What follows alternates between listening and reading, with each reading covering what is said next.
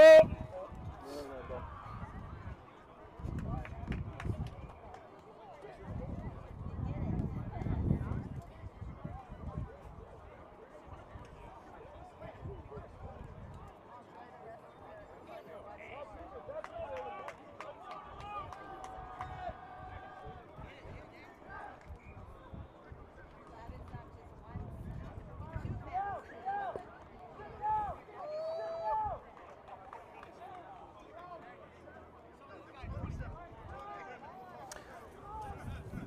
Okay, we're back with you here, folks. Just a bit of time to reconfigure the scoreboard as Tulane is on the attack, looking to go off to the left-hand side, but he's going to be tackled into touch. And so that's going to be a dangerous place to give TCU a line out, as they're going to be only about 20, maybe 22 meters. That's about the 22-meter line.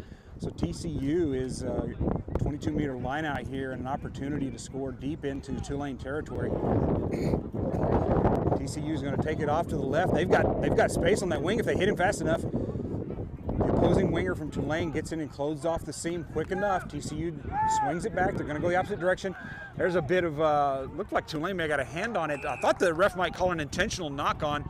Oh, it's going to be called a forward pass to TCU though. So that's going to turn the ball over. It looked like TCU was about to break free for a try, as instead the ref calls them for a forward pass, and that'll turn the ball over to Tulane, back on the attack from their own 22.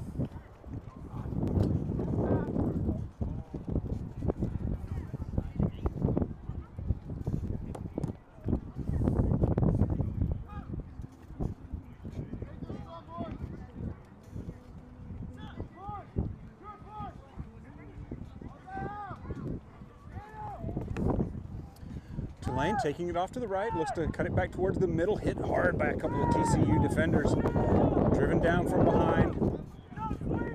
Tulane recycles off to the left. TCU's closing off that seam, looking for the little fake and the offload, but the secondary defender is there, stops him before he can gather that sideline. Tulane reverses field back to the right, nowhere to go there. TCU's got the defense pretty well locked down over there.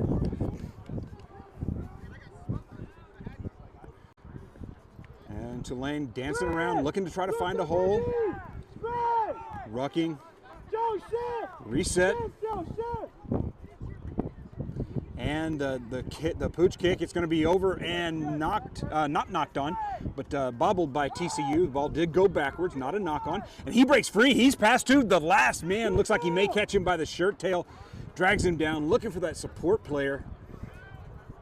The ruck is there, as TCU now goes on the attack, coming up on Tulane's 22, and he fends off the defender, and the number 23 is going to take that one all the way in. He'll turn towards the middle of the field, can't quite get all the way to the post, but he'll dive it in, and TCU will put the first score on the board in this match.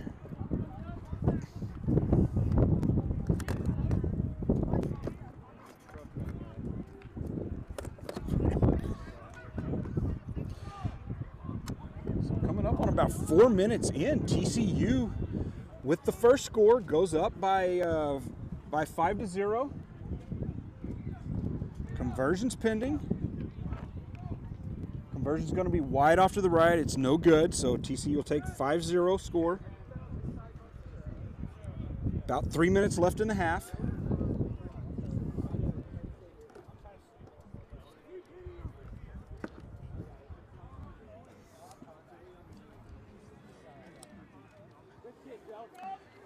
As TCU now lines up for the restart kick. Hey, do it again, do it again.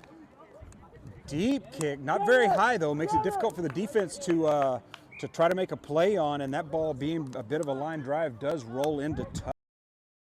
Tulane is going to take just a quick throw in and try to catch TCU off guard. It doesn't work as TCU closes up the defense quickly. Tulane looking to go back to the right-hand side now. Looking for that opening. Almost got the opening on the wing if he's fast enough, but he can't quite get there. He's going to be brought down. Was he in touch, Issa? I think so. I think he was good. Oh, in touch? No. No, he's not in touch. No. They're bringing it back. Sorry, guys. I was running. And there we go. Tulane steps one. Oh, the grubber kick, but he gets hit as he kicks the ball. No one there to really give good chase, and TCU is going to manage to chase that one down as the ball kicker was hit hard right as he released the ball, unable to chase his own kick. And so TCU, down 5 meters from their own try line, is trying to run this ball out of the red zone, looking for Tulane to give them some opportunities, but Tulane hungry after the missed opportunity on that kick. They really are hungry. They are not letting that ball get away from them. But it looks like TCU is. Bit of a step there, brought him down by the shoestring. Ball goes to ground. And I think that may have been TCU. No, I guess it was Tulane that kicked that ball. So looks like it's going to be a line out here, and I would guess it's going to be TCU's ball. Or yes. we're scrumming. Thank you. I wasn't quite sure what the call was there. Ref did bring in a few.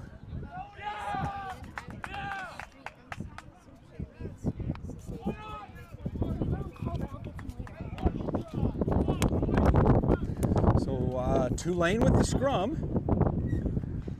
If Tulane can get we a were big both scrum wrong, here. Issa. It wasn't TCU or a line out. It's Tulane scrum. This is what happens when you look up for just a second. Look up for a second, and TCU looking to kick that out of danger, but it goes into touch. So Now we got a now we TCU should line have- out. We should have a line out. You know what? Maybe I predicted the future. Maybe that's what happened what there it for a was. second. That's what it was. The crystal ball was crystalline, and we'll have a line out here just a bit inside Tulane's 10-meter line. I'm sorry, TCU's 10-meter line. They got some good boys out here. Both teams do. But let's see who can win this. Tulane with a good line out.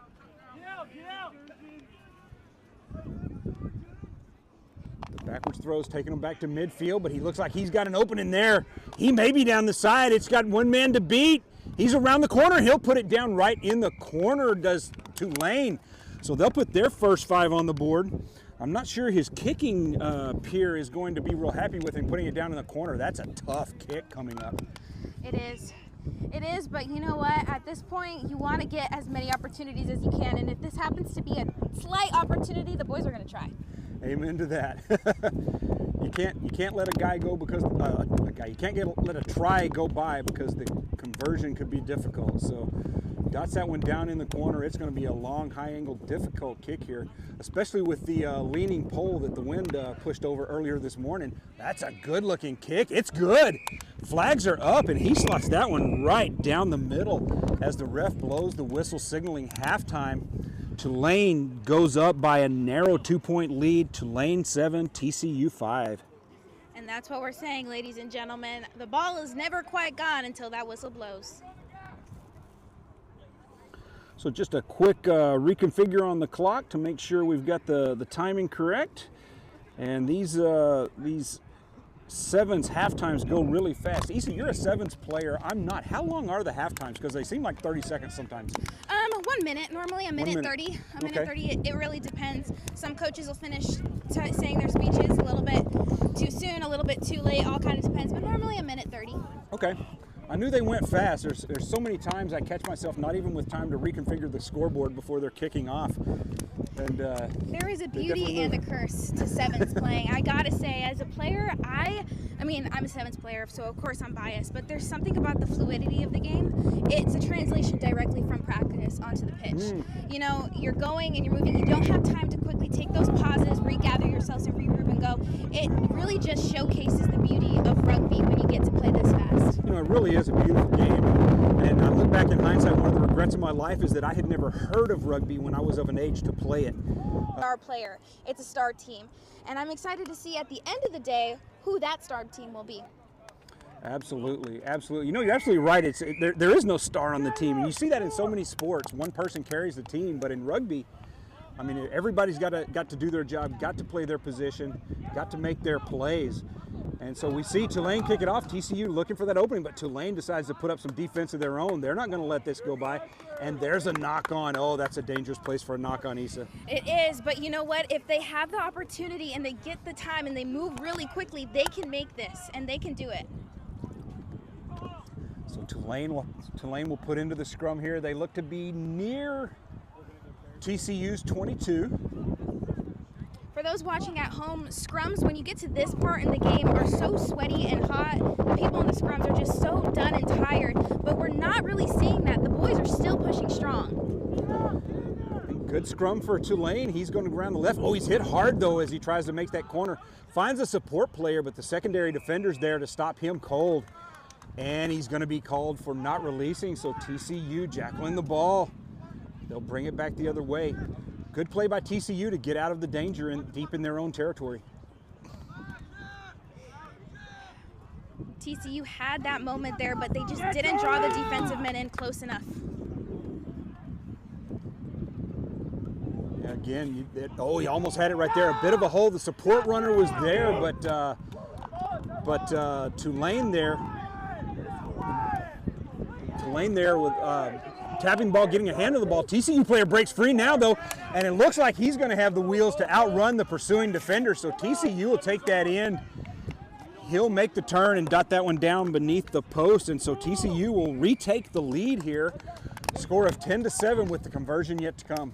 Fantastic work from TCU. That player really wanted it, man. I mean, he looked that defender in the eye and said, I'm going to go this way, and said, Psych, I'm actually going to run straight into you, and made that gorgeous try for TCU. It is some good rugby out here today. I love to watch the fake outs and the moves some of these guys put on things. I don't think I could have done that even if I was a rugby player when I was younger, but it's really impressive to watch the athleticism as they make these cuts and these moves to get around defenders that are just right in their face. Completely. I mean, parents watching at home, if you want to humble your kids, get them in rugby and make them do a fake out. Let me tell you, it is humbling, but when you get it right, ooh, it's just so clean. So I believe the conversion looked good. Nope, I'm getting the sign that the conversion was no good. So TCU retakes the lead, but it's a narrow one, Issa, 10-7. This is when sevens games get exciting. Right now, it could be anybody's game. The question is, who wants it more? Well, that's a deep kick, way, way deep. So that's going to take Tulane deep into their own territory, but no opportunity for the defense to, for the defense to make a play on it. That ball looked like it might have been tossed forward as the ref maybe signaling advantage. TCU couldn't quite tell. And there it is. Yep, there's the advantage call. TCU's struggling just a little bit making that shoulder contact with those tackles. And if they don't make that strong contact, they're not going to get the player down. If that player don't go down, well, it's going to be more of a struggle and they're going to get winded a lot faster. Resetting, they look to be near Tulane's 22. TCU scrum, so a good attacking opportunity for TCU, up by a narrow 3-point lead, needing to put more points on the board if they want to carry it out. Tulane, of course, needing to stop them and take it the other way. Nobody out of this game yet. Nope. If they win this scrum and they get it out to the wing fast enough, able to fake it in and sprint on the outside, I could see them winning. There's the wing. He's got some speed. If he can beat him around the corner, he does. He's going to take it in. TCU across the try line. He'll just need to dot it down. The defender's giving chase, but he's going to make it back to midfield, dot it down under the post as TCU puts a little insurance on there, going up by 8 points now. Great run from TCU. They got the ball out right quick, managed to get it all the way down to the wing, looked at that defender and just sprinted on that outside edge and ran straight through the middle. It's moments like that when you're playing against, when you're a defensive man and you're watching that your winger sprint that far out, you wonder, hey, do I try to go more for him? Do I try to just like save my energy? And he saved his energy, which was the reason why TCU was able to make that run all the way underneath the posts. So playing those wings, Issa, I mean, I look at it, of course, from as a fan, and I'm thinking, if I'm the defender, I don't know, is this guy going to outrun me to the corner, or is he gonna deke and jerk back inside and just twist my ankles off? Is that something you worry about? Of course it's something. But that's exactly why defense should always have a 2-on-1 man. You should be shifting. The game should be a fluid movement. You should never be left on your edge all the way on the lone. If the opposing team here in blue, if they just shifted down a little bit more, they would have had a 2-on-1 and they would have been able to block that try. But because he was out there on his own, there's so much going through your head that you just don't have the time 50% to make it. Yeah, I mean, so many things that runner could do, and if you're out there all alone, so hard to defend. I guess support lines are not just for the attacking side, huh? definitely not. This is a game where it doesn't matter if it's your defense or your offense. You should be playing like you want to win, no matter what. You're not blocking the ball. You're not getting the ball. You're playing like you want to win. Oh, and Tulane drops the ball, goes to ground deep in their own territory, and he's going to be called for the knock-on. So again, TCU with a huge attacking opportunity. And the angle's kind of steep from here, he said, but it looks like they're 5, certainly less than 10 meters out. So TCU threatening again. If I had to guess, I would definitely say about 5 meters out right now. This is TCU's opportunity to exploit their defensive side right now. You can see Tulane is buckling down, trying to defend them, but this is their opportunity. If they get that ball and manage to spill it out to the edge quick enough and or make a run up along that outside edge, they could be the ones taking home the win today. Yeah, Tulane needing to put some points on the board here, but the time not their friend. Time is the enemy, is the unofficial clock ticking down towards 30 seconds to play here, and TCU wins their scrum. Oh, he finds a hole and he jumps right up the middle as TCU puts another insurance try on the board, and that's gonna be the icing on the cake. So I think by the time we kick the conversion here, this game's gonna be out of time. Bloody brilliant. That was a gorgeous use of time and a gorgeous play right off of the scrum for TCU. They got it right out to their center. He was able to make a run for it and just come right outside the edge of the post and tap that ball right underneath, scoring another try for TCU. We are seeing 2 really good teams play today, and it looks good teams indeed, and TCU is going to take the win here with a final score of 22-7. TCU, you guys win?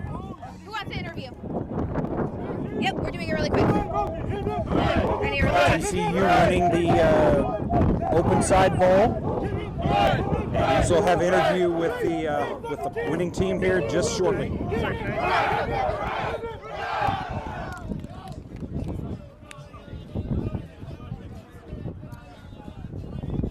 So TCU putting in some good hard tries there at the end as they turn a narrow lead into a 22-7 victory.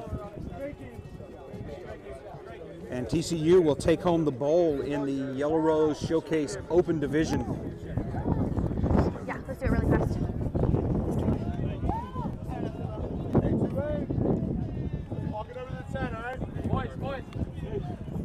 Okay, so we're going to take it down to the field here, and then Issa's going to try to catch a player on the winning TCU, team for a bit of an interview. Dominating game. How do you feel coming into it? You made some great breakaways, gorgeous plays off of the scrum into the try zone. How are you feeling? Well, we had a slow start to the tournament. Won a couple games, but I mean we all wanted this bad enough. And without the team and without all of our support, we couldn't have done it. So great work. Okay, you guys are coming off the pitch. How do we feel? We're done. We're good. Anything you want to say? We want more. We're hungry. We want more. Well, you heard them, guys. Go Frogs, and we're gonna pass it back into the next game.